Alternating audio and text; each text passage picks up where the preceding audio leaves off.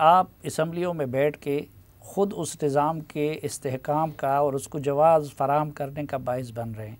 तो ये भी हकीकत है कि इस्तीफ़ों की राह में भी सबसे बड़ी रुकावट मुस्लिम लीग नून है। तो क्या आप लोग इस्तीफ़े दे सकते हैं?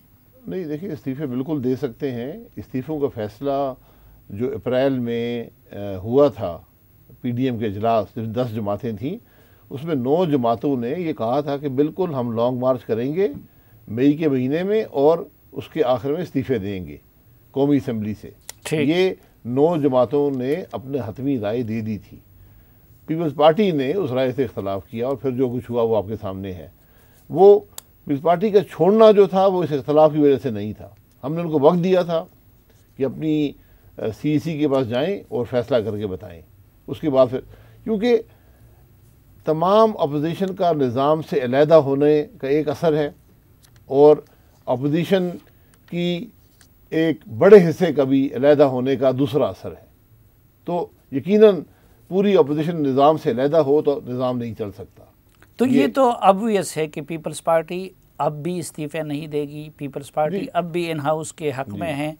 तो फिर हम इस ऑप्शन को खारिज आज़म खान समझे? नहीं, बिल्कुल नहीं। ये एक मामला है जो ज़ेर बहस है पीडीएम के अंदर कि किस तरह इस्तीफ़ों को इस्तेमाल किया जाए इस निज़ाम को ख़त्म करके एक निज़ाम जो आइन के मुताबिक हो है उसके तहत लाया जाए।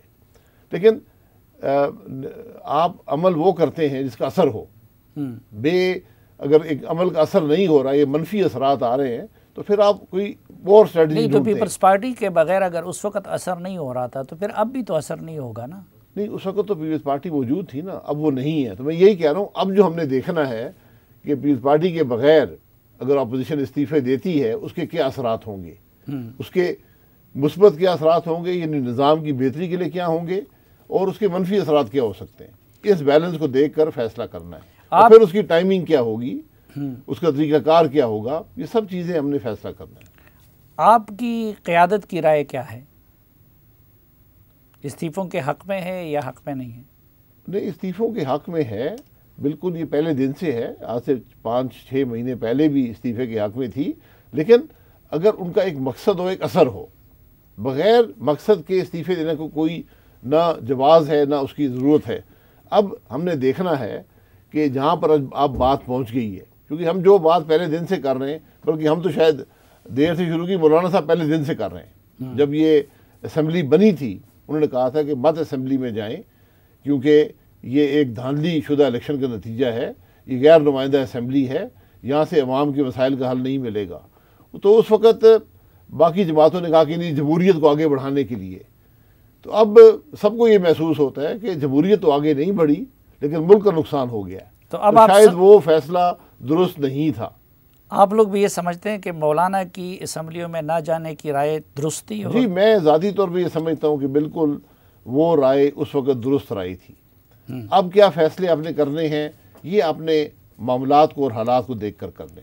कितना % इम्कान है, क्योंकि आप सिर्फ मुस्लिम लीग नून के मरकज़ी रहनुमा नहीं हैं बल्कि आप पीडीएम के भी मरकज़ी रहनुमा हैं, तो अपनी क़यादत के साथ भी आप राब्ते में हैं, तो हम कितनी तवक्को करें कि दिसंबर के पहले हफ्ते में जो पीडीएम का इजलास हो रहा है उसमें इस्तीफ़ों का फ़ैसला हो सकता है?